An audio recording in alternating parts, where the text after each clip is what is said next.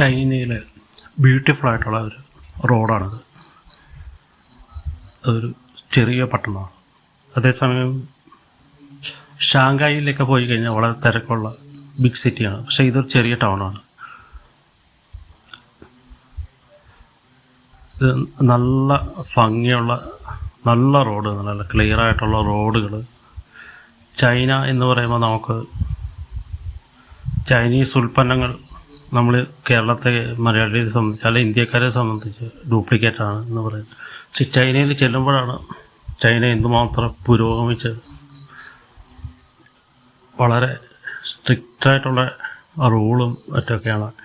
നല്ല ബ്യൂട്ടിഫുള്ളായിട്ടുള്ള റോഡുകൾ, വളരെ കൃത്യമായിട്ട് ട്രാഫിക് നിയമം പാലിച്ചുകൊണ്ടാണ് എല്ലാവരും മുന്നോട്ട് പോകുന്നത്. ട്രാഫിക് റൂളും സിഗ്നലൊക്കെ വളരെ കൃത്യമായിട്ട്,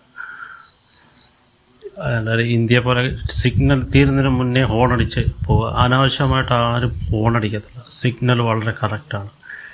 പിന്നെ ഇന്ത്യയെ പോലൊക്കെ റോഡിൻ്റെ ഇടതുവശത്തോടല്ല വണ്ടികൾ വന്ന് വലതുവശത്തോട്. അമേരിക്കയിലും ഇതേ സിസ്റ്റമാണ്. റോഡിൻ്റെ വലതുവശത്തോടാണ് വണ്ടികൾ പോകുന്നത്. പിന്നെ റോഡിൽ നല്ല ബ്യൂട്ടിഫുള്ളായിട്ടുള്ള മരങ്ങളൊക്കെ വെച്ച് പിടിപ്പിച്ചിട്ടുണ്ട്. നല്ല പൂക്കളും മരങ്ങളും വളരെ ബ്യൂട്ടിഫുള്ളായിട്ട്, വളരെ റോഡിനടുത്തല്ലാതെ ആ റോഡിൻ്റെ ബ്യൂട്ടിക്ക് ചേരുന്ന രീതിയിൽ പൂക്കളും അതേപോലെ മരങ്ങളും. അവിടെ മരങ്ങൾ ഇച്ചിരി വലിയ ചെറിയ മരം നട്ടുപിടിപ്പിക്കുകയല്ല, ഇച്ചിരി വലിയ മരം, ഒരിടത്തരം മരം പൊഴുത് കൊണ്ടുവന്നിട്ട് അവിടെ പിടിപ്പിക്കുക, അങ്ങനെ ചെയ്യുന്നത് അവിടെ.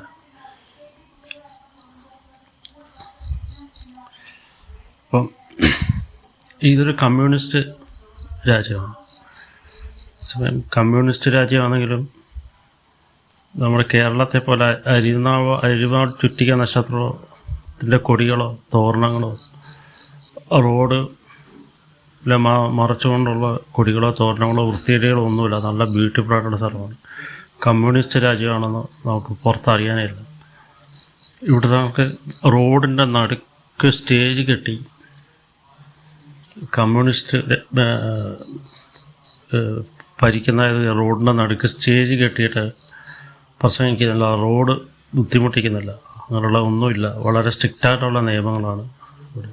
ഇത്രയും ബ്യൂട്ടിഫുള്ളായിട്ടുള്ള സ്ഥലമാണ് ചൈന. ഇത്രയും ഡെവലപ്ഡ് ആയിട്ടുള്ള സ്ഥലമാണ് ചൈന. എല്ലാവരും വീഡിയോ ഒന്ന് ലൈക്ക് ചെയ്യുക, ഷെയർ ചെയ്യുക. Thank you for watching.